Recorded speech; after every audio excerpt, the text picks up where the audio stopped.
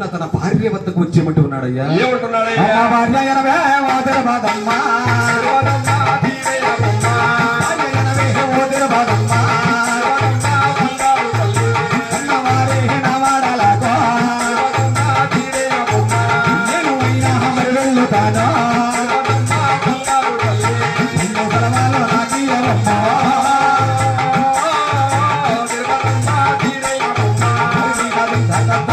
వెళ్ళి సెలవులు ఇవ్వమని అడుగుతూ ఉన్నాడట.